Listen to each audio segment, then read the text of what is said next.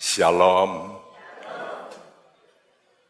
Tahukah Anda, kedatangan Tuhan lebih dekat lagi, sudah di ambang pintu. Ya, ada beberapa tanda yang Tuhan sudah memberitahu, yaitu kalau Israel berdiri setelah hilang, ya, kerajaan Israel itu hilang, hancur. Mereka tersebar, lalu mulai muncul setelah kurang lebih 2.500 tahun hilang. Ya, bayangin, muncul tahun 48 dan Tuhan berkata, generasi 48 tidak akan lenyap sebelum aku datang. Jadi kita ini sudah dekat, sangat dekat. Lihat dunia sekarang, makin kacau. Ya, tanda kedua Tuhan kasih tahu, lihat nanti kalau sudah banyak orang yang menikah sejenis, itu tanda kedatanganku sudah dekat. Seperti Sodom dan Gomora yang akan dibakar habis. Dan kita mesti sadar ini.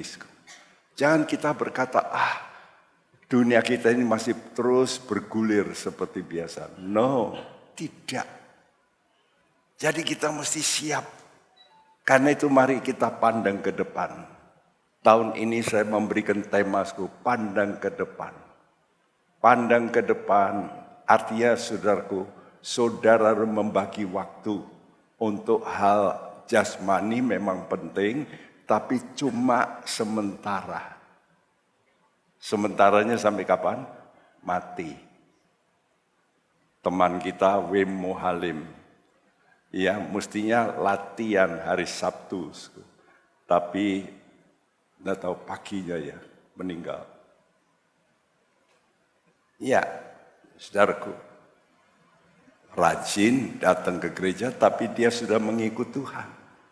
Nah, kita mesti melihat ke depan, pikiran kita, orientasi itu kita mesti bagi.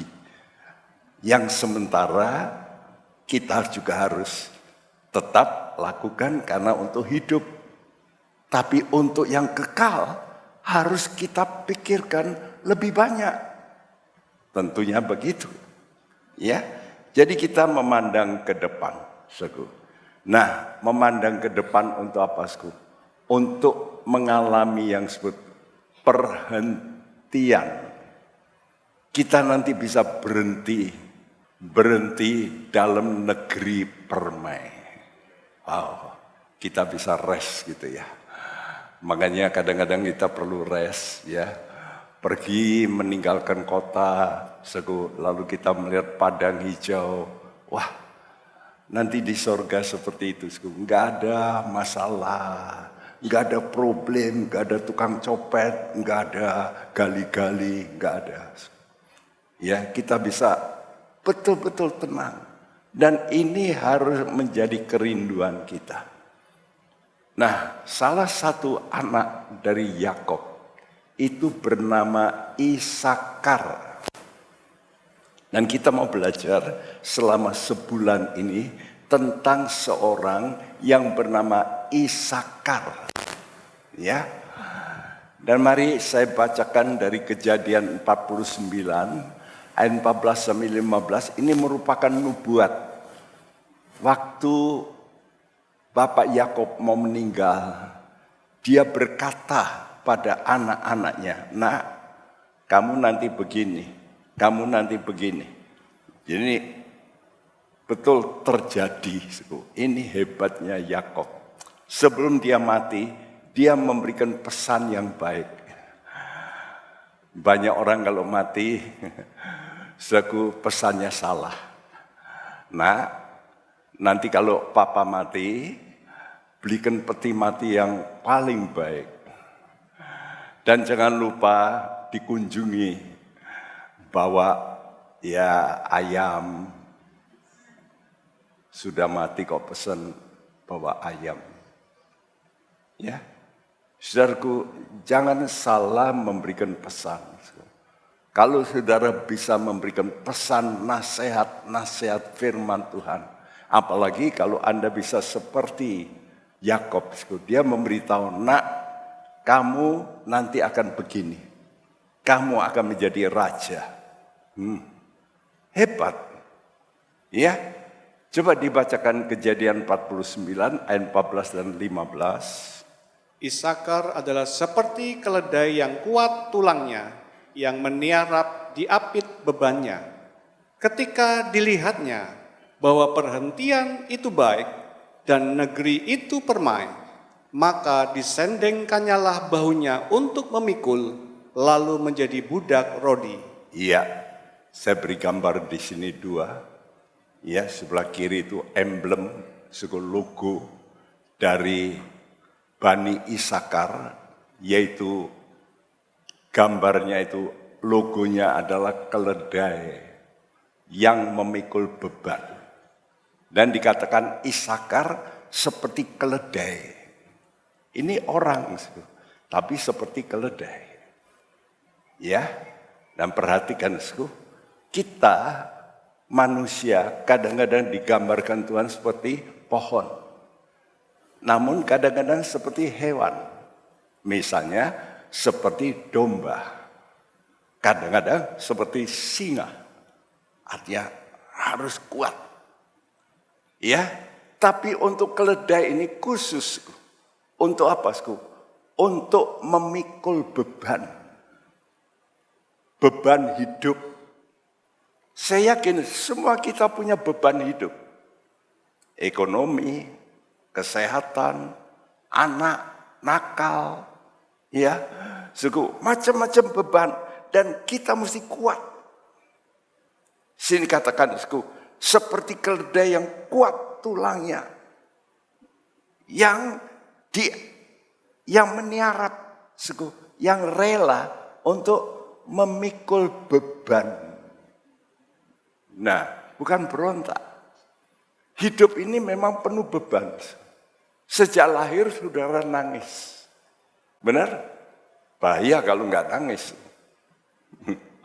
Semua anak kalau lahir nangis. Jadi di dunia memang banyak tangisan. Ya, jadi kita ini mesti memikul beban. Tetapi walaupun ada beban, kita mesti melihat.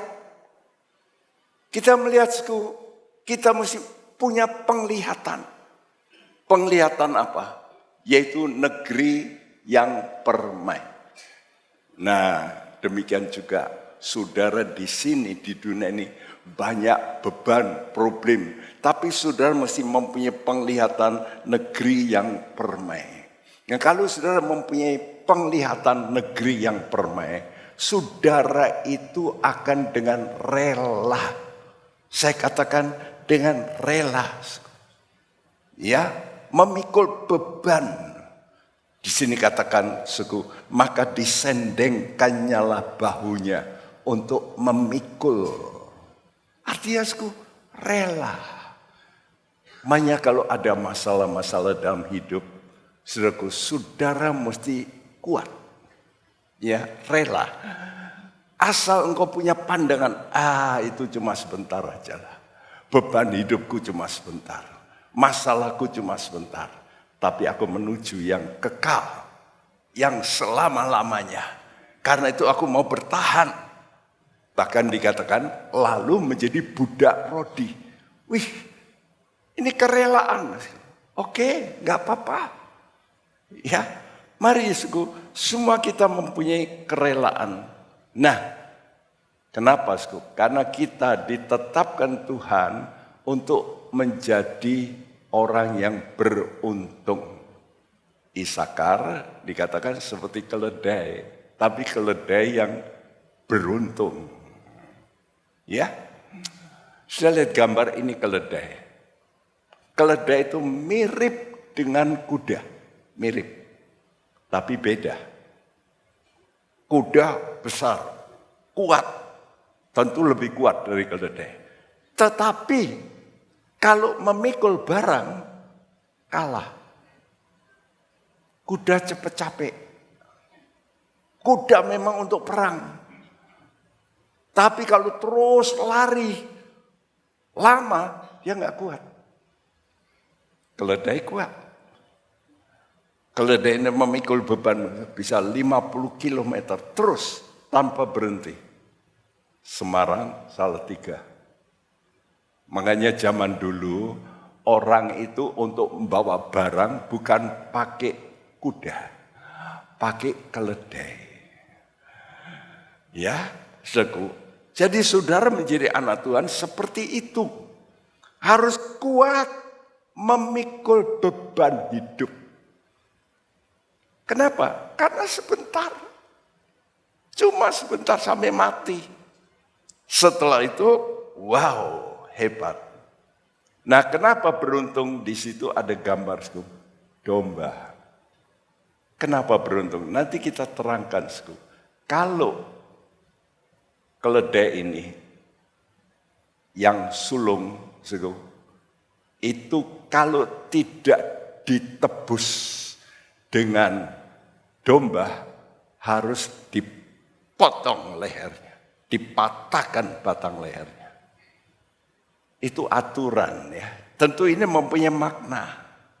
Nah, demikian juga kita. Kapan kita beruntung? Kalau kita menjadi anak Tuhan yang ditebus dengan anak domba Allah Yesus. Nah, manusia tanpa pengertian kata Tuhan itu seperti binatang. Manusia tanpa pengertian itu seperti binatang. Iya, Mazmur 49 ayat 21. Manusia yang dengan segala kegemilangannya tidak mempunyai pengertian, boleh disamakan dengan hewan yang dibinasakan. Wow. Jadi kalau kita tidak mempunyai pengertian tentang hidup kekal, kata Tuhan, kamu seperti binatang, paling-paling mati. Dalam kitab Pengkhotbah, binatang dan manusia kalau mati dikuburnya sama. Di mana? Di tanah. Dua-dua di kitab Pengkhotbah dikatakan dimakan cacing. Sama enggak? Sama. Sami mawon. Enggak punya arti. Kalau sudah mati, enggak punya arti. Waktu hidup, dia orang kaya, pinter. Tapi kalau mati, sama saja. Baunya busuk. Ya, karena itu keledai bagi orang Israel itu digambarkan sebagai manusia yang berdosa dan bodoh. Ya, bodoh kalau tidak dipakai kekang. Karena itu khusus untuk keledai ini dipasang kekang supaya dia bisa diatur hidupnya. Ya. Nah, dalam Ayub 11 ayat ke-12 ya, saya terjemahkan dari bahasa Inggris yang berbunyi, orang sia-sia akan menjadi bijak walaupun manusia dilahirkan bak keledai liar. Ya, orang sia-sia akan bisa bijak walaupun manusia itu dilahirkan seperti keledai. Dan memang ya, ada orang kerja terus cari duit banyak. Setelah itu, setelah tua, ya uangnya banyak digunakan untuk obat. Ini fakta hidup. Jadi semua dibebani, ada yang dibebani dengan pekerjaan, dibebani dengan problem. Jadi manusia itu seperti keledai. Ya. Tapi walaupun kita ini bodoh dan berdosa, Tuhan itu mau pilih kita. Nah, Tuhan mau pilih kita. Kata Tuhan dalam 1 Korintus Yang pertama, Tuhan bukan memilih orang kaya yang profesor baru menjadi jemaat Tuhan. Lihat saja kata Tuhan dalam 1 Korintus. Lihat kamu yang terpilih. Apakah banyak yang pandai-pandai? Tidak. Di ruangan ini ada yang profesor? Enggak ada. Ya. Dokter ahli? Jarang. Dokter ahli sibuk. Ya. Sedikit sekali yang ibadah. Sudah lihat. Apakah di ruangan ini ada orang terkaya di Indonesia? Enggak ada. Jadi Tuhan memilih, dikatakan, orang yang bodoh, orang yang biasa, orang yang hina. Kenapa? Karena mereka ini mau respons, mau menanggapi panggilan Tuhan. Ya, asalkan ini, mulutnya itu dipasang kekang. Sekarang kita semua dipasang masker, tapi bukan kekang. Kekang itu artinya saudara bisa dikendalikan. Mulut Anda. Nah, jadi kalau saudara mau menjadi anak Tuhan yang betul, hati-hati dengan pembicaraanmu. Kalau engkau bisa menjaga pembicaraanmu, Amsal 26 ayat 3 mengatakan, ya, bahwa kekang untuk keledai, cemeti untuk kuda. Kuda itu sering dipecut supaya bisa lari. Kalau enggak dia pelan-pelan. Ya, saudaraku, perlu dipecut. Ya. Dan mulut kita ini digunakan untuk apa? Mengaku. Kalau salah, ngakulah. Sudah salah enggak mau ngaku. Ya. Dan ngomong sama orang yang salah, saya ampuni kamu. Wah, mau enggak? Enggak berkata kok enak. Nah itu, tinggal ngomong. Nanti hatimu itu akan lepas. Ya, engkau bisa mengampuni dan engkau juga minta ampun. Itu dari mana? Mulut kita. Mulut kita ini menentukan keselamatan kita. Dalam Roma 10 dikatakan, barang siapa menyeru nama Tuhan, dia akan diselamatkan.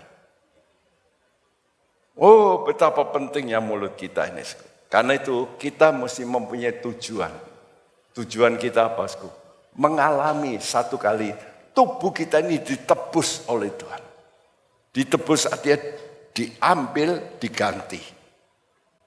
Ya, dan tubuhmu yang seperti ini bisa sakit dan nanti akan diganti dengan tubuh kemuliaan. Kemarin malam saya menghadiri Ibu Wim yang tentu dia berkata, Pak Bekti, saya kaget, syok dengan kematian suami saya. Pak Wim ini seorang yang rajin ibadah. Ya, saya berkata, itulah hidup manusia. Ya, yang penting nanti Pak Wim nanti diganti tubuhnya dengan tubuh yang tidak akan sakit lagi. Kita mesti mikirkan itu. Ya, jadi tujuan hidup kita mesti mengalami satu kali perubahan tubuh kita ini. Tubuh kita nanti akan diganti oleh Tuhan dengan tubuh kemuliaan. Karena itu buka Alkitab saudara dalam Keluaran pasal 13. Kita mau belajar di sini. Jadi kalau saudara belajar kisah dalam kisah Keluaran 13 ini, diterangkan ada hubungan. Sekali-kali Tuhan bicara manusia, tapi selalu digandengkan dengan hewan. Dan digandengkan dengan hewan, yaitu keledai dan domba. Aneh. Ya, dalam konteks pembicaraan ini selalu digandengkan manusia dan hewan. Nah, kita orang kafir, orang yang dulunya tidak kenal Tuhan, itu semua dianggap seperti keledai.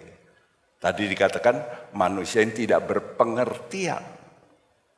Kita dulu kan tidak ngerti ada Tuhan menebus dosa kita, nanti akan diganti tubuh kita, nanti kalau mati jangan takut, kata Tuhan, nanti akan berubah. Kita dulu tidak ngerti.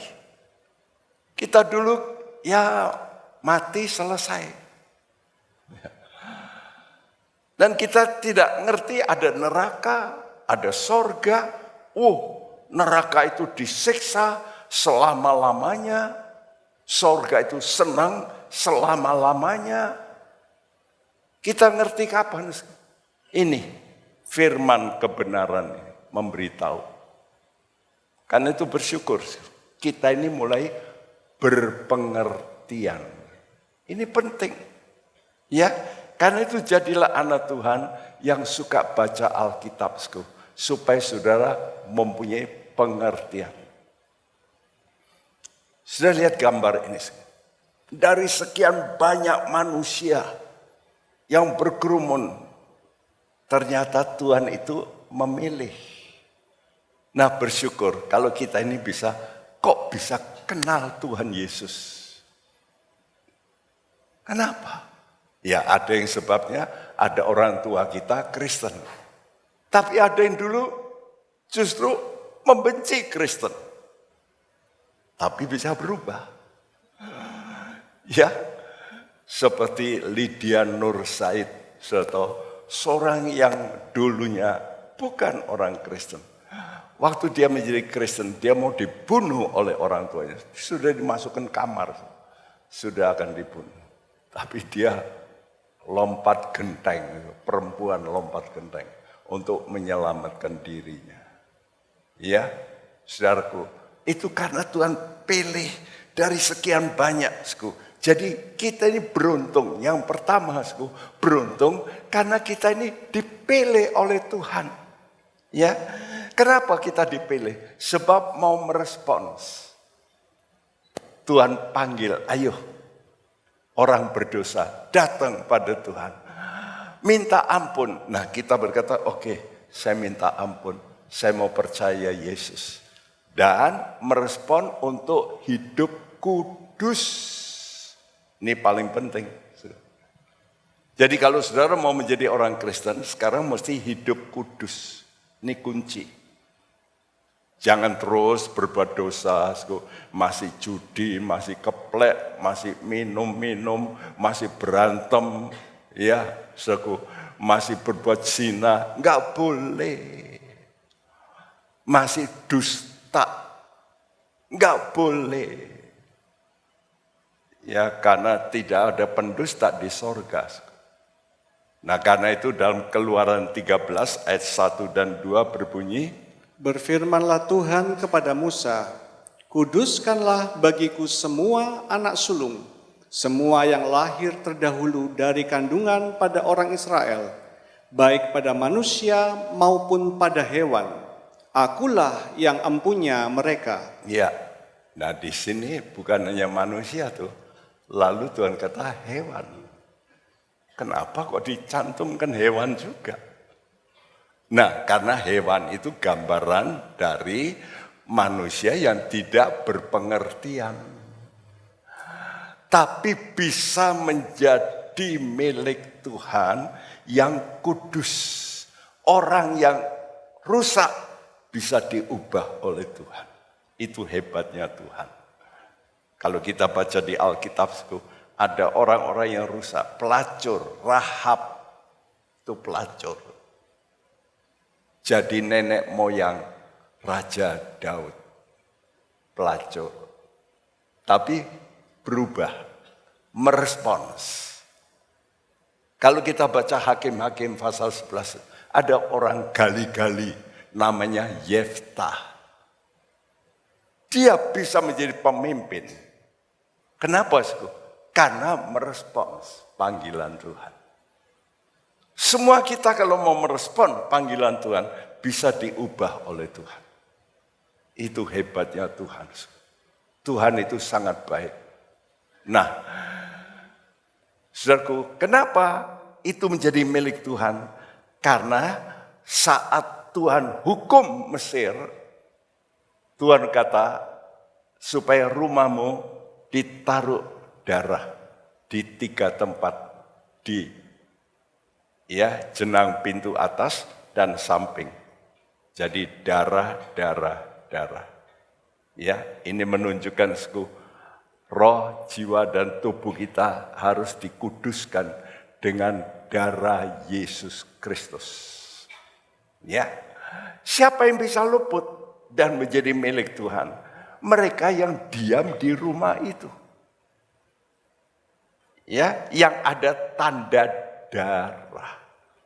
Kan itu kita sebentar makan perjamuan suci. Tiap kali kita diingatkan tentang kematian Yesus yang berdarah-darah. Untuk apa? Untuk supaya kita kudus.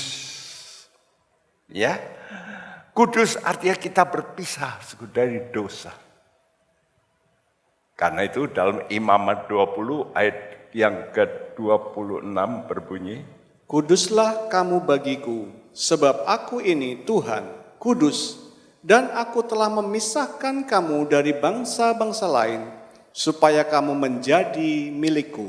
Ya, kuduslah kamu, sebab itu aku memisahkan kamu. Saudaraku, sesuatu yang dipilih mesti dipisahkan.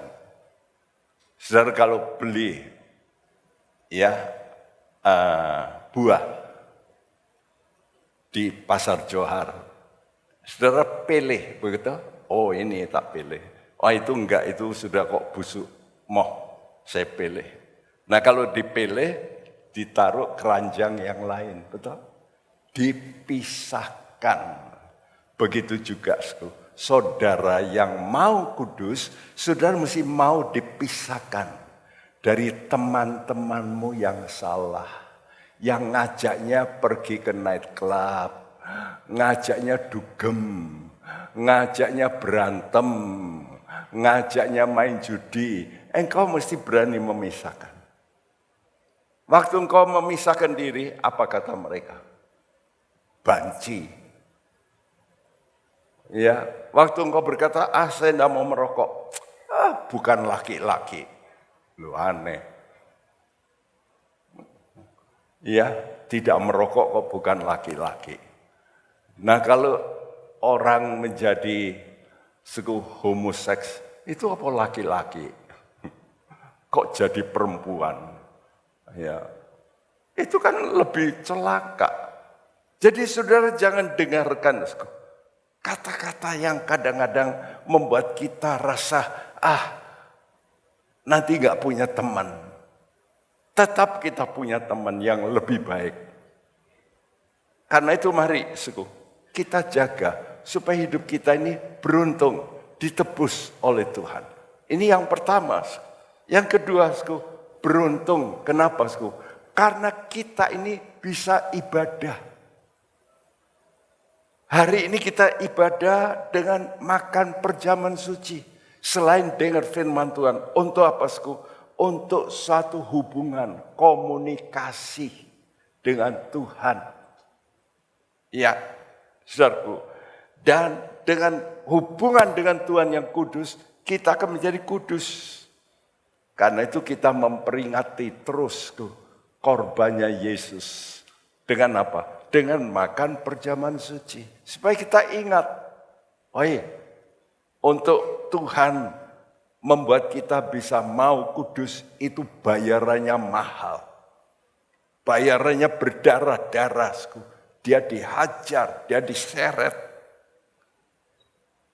Dan oleh karena itu mari kita mau dengarkan apa yang dikatakan Tuhan dalam Keluaran 13 ayat 8 sampai 10.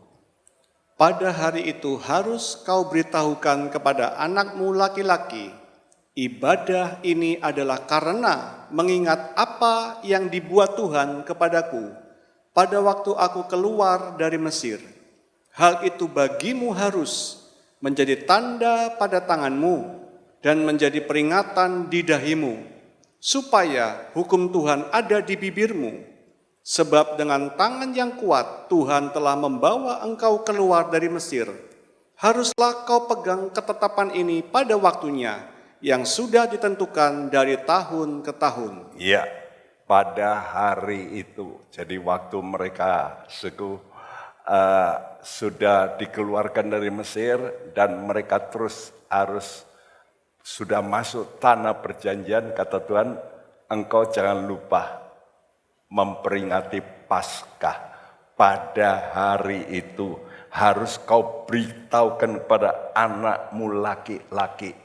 Ibadah ini adalah karena mengingat apa yang dibuat oleh Tuhan.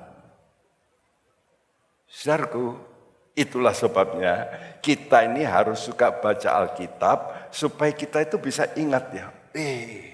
Tuhan dulu pernah begini. Tuhan pernah begitu. Kenapa, saudara? Karena itu akan membuat saudara yakin Tuhanmu maha kuasa. Kalau ada masalah, percaya. Di atas segala kuasa ada Allah yang maha kuasa. Ya, memang maut bisa berkuasa, tapi Tuhan lebih berkuasa.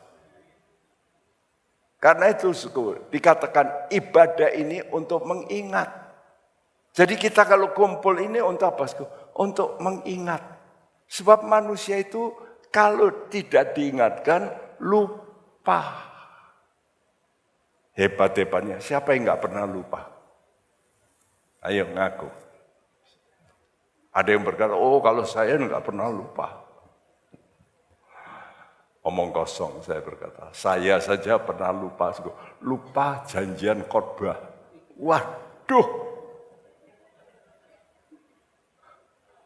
Ya, saya sepertinya santai naik becak dulu nggak ada handphone barang. Jadi nggak bisa di bel gitu ya.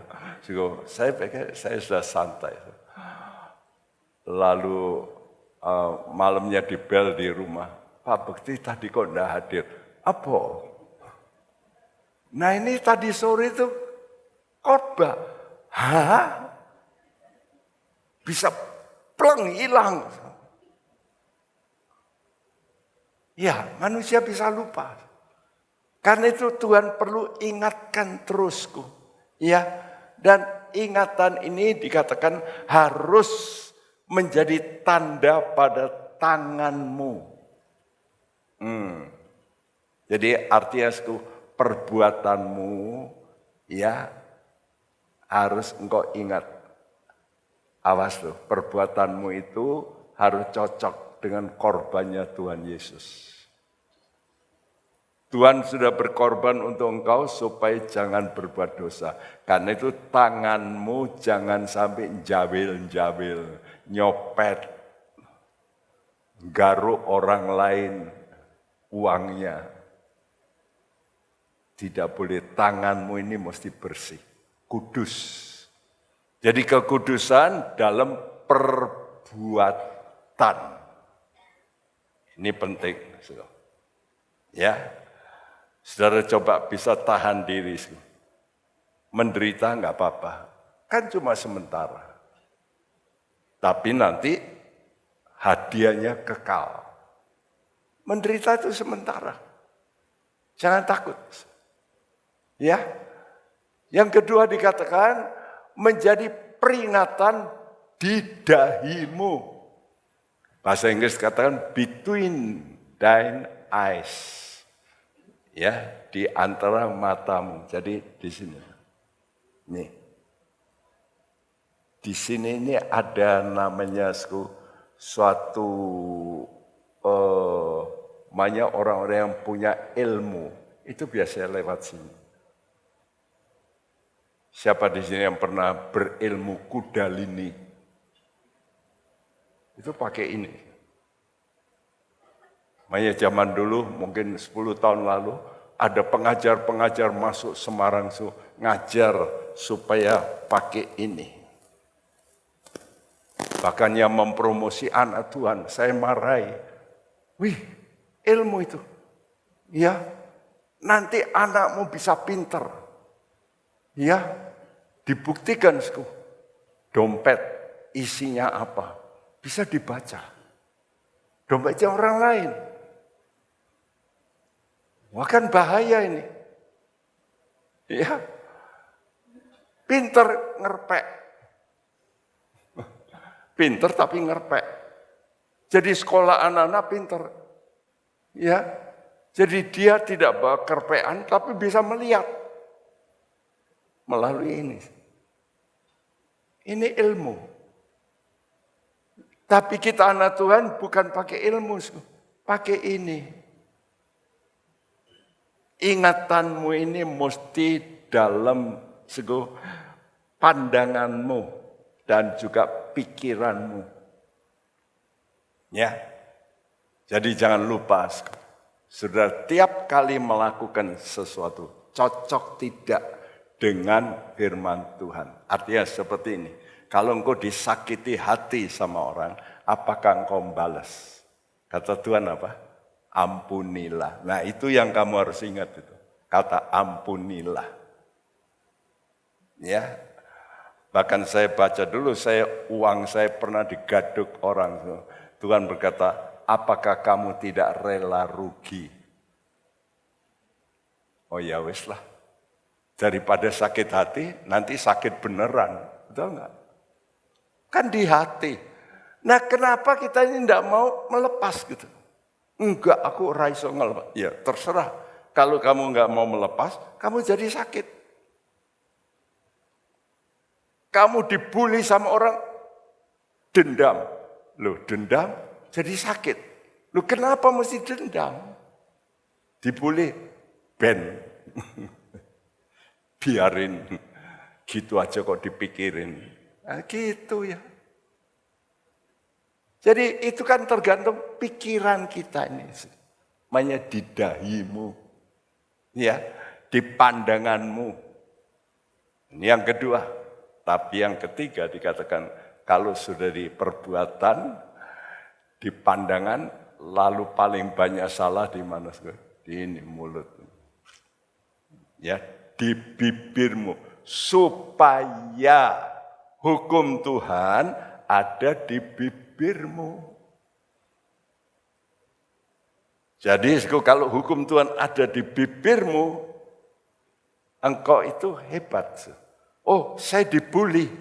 Tuhan berkata, jangan takut, aku akan berkati kamu. Kamu ditekan, kamu mumbul. Lihat bal itu, makin dibanting, makin apa? Makin mendal, naik. Nah, kita mesti pakai firman Tuhan. Karena itu setiap kali sudah menemui hal-hal yang kalau engkau benar ya, lalu dimaki-maki orang, itu diam. Nanti sebentar lagi berkat Tuhan akan turun. Benar. Ya, makin sudah digenjot, tapi benar loh ya. Kalau saudara balas baik, Tuhan angkat saudara. Karena konsep Tuhan apa? Barang siapa merendahkan dirinya, Tuhan akan tinggikan. Karena itu jangan saudara tinggikan dirimu, kamu ceblok. Tangkap ya. Tapi kalau kamu direndahkan orang, karena benar, Tuhan akan tinggikan kamu. Ini pengalaman saya. Makin banyak serangan, makin mumbul. Jangan takut. Ya. Nah, kenapa? Supaya hukum Tuhan ada di bibirmu. Hukum Tuhan apa? Berkatilah musuhmu. Lah. Ini di bibir kita ini. Jadi kalau ada orang membuli kita, kita kata Tuhan, tolonglah supaya dia dibuka akal budinya, mengerti yang benar. Ampunilah dia. Wah, Tuhan senang. Ini anakku Jami ini. Anakku seperti aku. Karena itu aku akan angkat. Ya, puji nama Tuhan. Saudaraku, yang ketiga, beruntung. Kenapa? Karena ditebus, dikuduskan, sehingga leher tidak dipatahkan. Karena keledai ini kalau enggak ditebus dengan domba, harus dipatahkan batang lehernya. Itu peraturan. Ya. Nah, coba kita bacakan Keluaran 13 ayat 11 sampai 13. Apabila engkau telah dibawa Tuhan ke negeri orang Kanaan, seperti yang telah dijanjikannya dengan sumpah kepadamu, dan kepada nenek moyangmu, dan negeri itu telah diberikannya kepadamu, maka haruslah kau persembahkan bagi Tuhan segala yang lahir terdahulu dari kandungan, juga setiap kali ada hewan yang kau punyai beranak pertama kali, anak jantan yang sulung adalah bagi Tuhan. Tetapi setiap anak keledai yang lahir terdahulu, kau tebuslah dengan seekor domba. Atau jika engkau tidak menebusnya, engkau harus mematahkan batang lehernya. Tetapi mengenai manusia, setiap anak sulung di antara anak-anakmu lelaki, haruslah kau tebus. Ya, di sini Tuhan ingin menyamakan manusia dengan hewan. Dan hewan yang dipakai Tuhan keledai. Bukan babi, bukan kuda, tapi keledai. Artinya orang yang siap menanggung beban. Walaupun ada beban, Tuhan kata, aku akan angkat kamu. Aku bisa membuat kamu nanti luar biasa. Itu kemudian yang kita nggak lihat. Buktinya nanti kita lihat nanti akhir bulan ini. Keledai lah yang dipakai Tuhan masuk ke Yerusalem. Dan itu gambaran nanti orang-orang yang mau pikul beban yang benar akan bertemu dengan Yesus. Dipakai Tuhan waktu Tuhan nanti datang kedua kali. Kita nanti akan bersorak-sorai.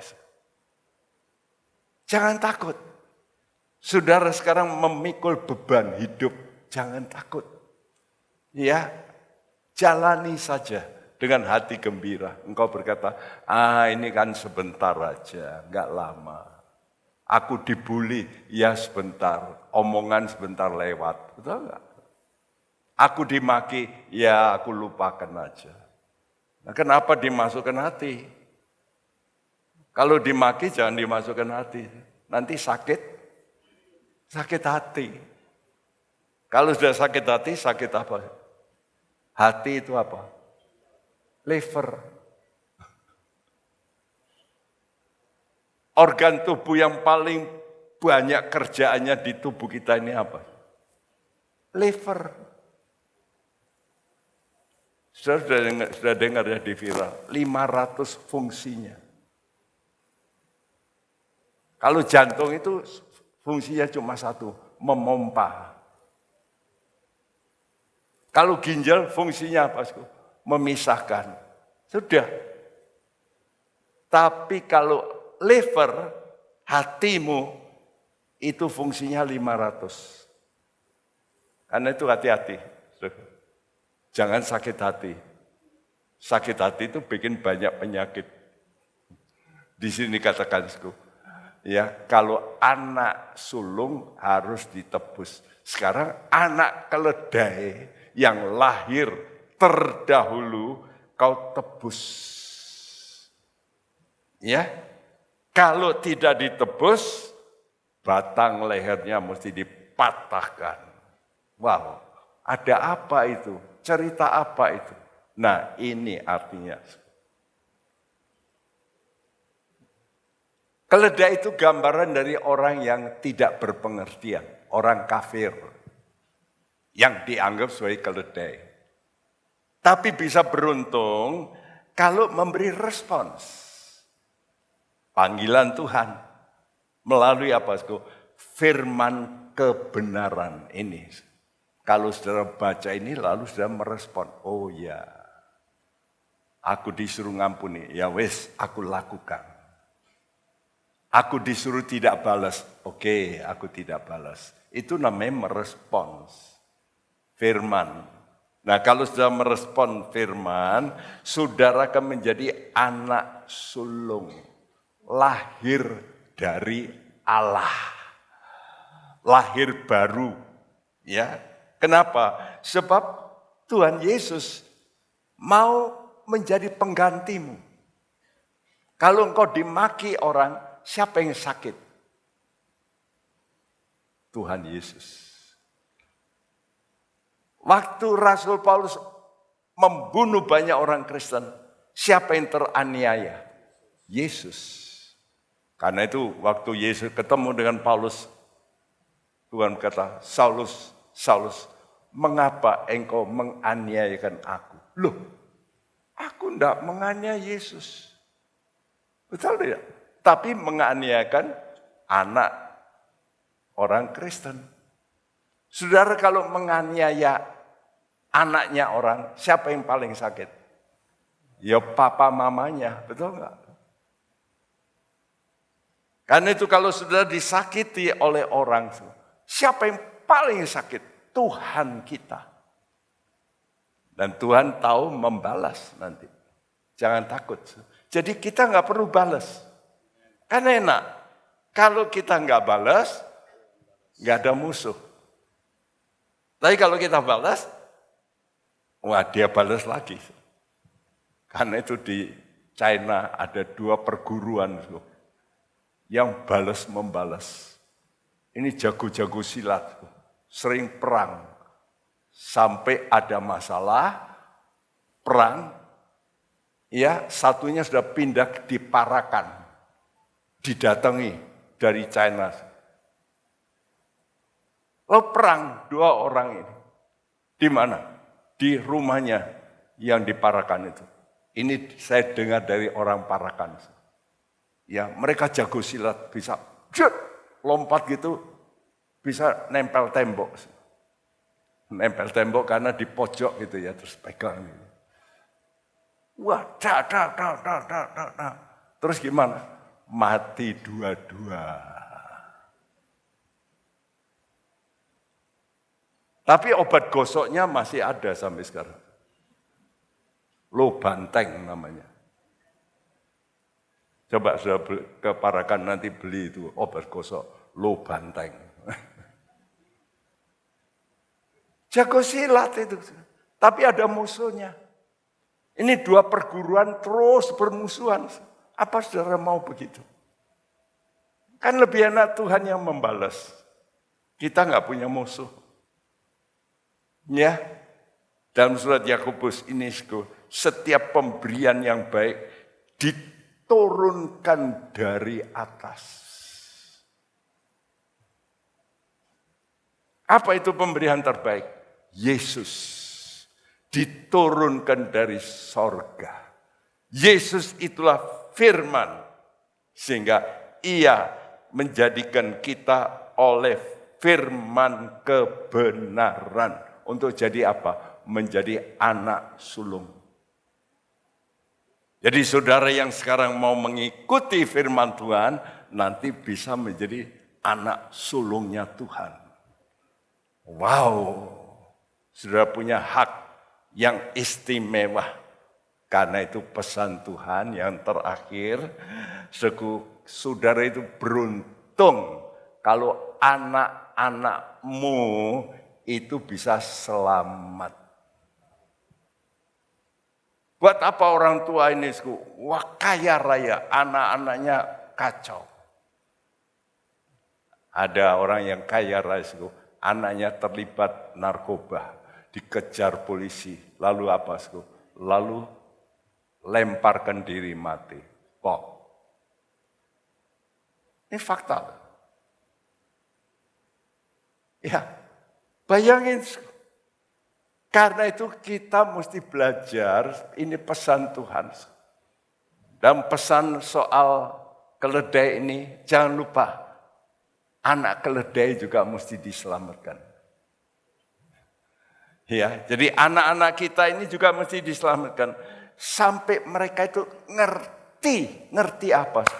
ngerti ada Tuhan yang maha kuasa, yang bisa mengubah keadaan. Nanti kalau anakmu lain kali punya problem, mereka ingat, oh papaku dulu punya problem, bisa ngatasi. Aku juga bisa. Ya, tapi kalau papa mama punya problem, bunuh diri. Anaknya, oh ya aku ya papaku, ayo bunuh diri wae. Aduh. Tapi kalau orang tua punya semangat hidup dengan Tuhan, anaknya nanti bisa niru. Ya. Karena itu beruntung kalau anak kita ini diselamatkan, kalau kita mendidik mereka supaya mereka tahu ada Allah yang maha kuasa, yang mampu mengubah hidup. Apapun Tuhan sanggup.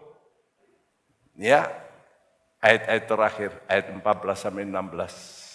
Dan apabila anakmu akan bertanya kepadamu di kemudian hari, apakah artinya itu? Maka haruslah engkau berkata kepadanya, dengan kekuatan tangannya Tuhan telah membawa kita keluar dari Mesir, dari rumah perbudakan. Sebab ketika Firaun dengan tegar menolak untuk membiarkan kita pergi, maka Tuhan membunuh semua anak sulung di tanah Mesir, dari anak sulung manusia sampai anak sulung hewan. Itulah sebabnya maka aku biasa mempersembahkan kepada Tuhan segala binatang jantan yang lahir terdahulu dari kandungan, sedang semua anak sulung di antara anak-anakku lelaki kutebus. Hal itu harus menjadi tanda pada tanganmu dan menjadi lambang di dahimu, sebab dengan kekuatan tangannya Tuhan membawa kita keluar dari Mesir. Iya, saya beri warna hijau ini. 2 kali dikatakan, dengan kekuatan tangannya Tuhan membawa kita keluar dari Mesir. Mesir saat itu kerajaan dunia yang punya tentara paling hebat di dunia.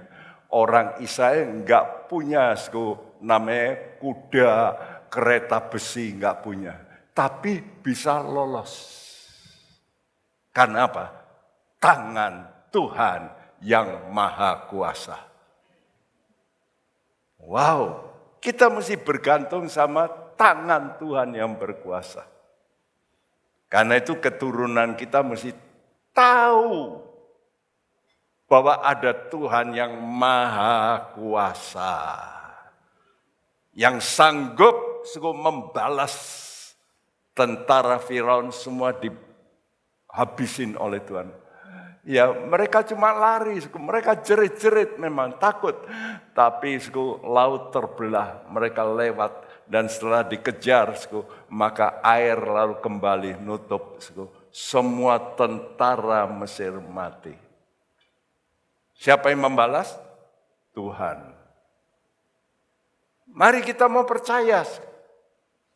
Kalau kita berseru pada Tuhan, ada satu yang mendengar kita. Allah yang maha kuasa. Dia pembelamu, dia penolongmu. Dan kau berkata, Tuhanku maha besar. Sehingga waktu mereka keluar dari Laut Merah, mereka menyanyi, mereka bersorak, mereka berkata, wah Tuhan dahsyat. Karena itu kalau Anda punya hidup demikian, anakmu lain kali kan mereka menghadapi masalah. Mungkin ada problem, mungkin ada ribut dengan keluarga, tapi mereka bisa mengatasi. Karena dulu papa juga bisa mengatasi. Karena papa punya Tuhan, saya juga punya Tuhan. Maka Tuhanku yang sama akan menolong saya juga. Apalagi kalau saudara dalam lebih baik lagi, saudara diingatkan dalam perbuatanmu, ya tangan dan dahi, supaya ada tetap peringatan. Ya, peringatan yang kita sekarang lakukan, perjamuan kudus. Karena itu mari kita mau datang kepada Tuhan, kita nyanyikan pujian kita ini, salibnya salibnya selama mulia.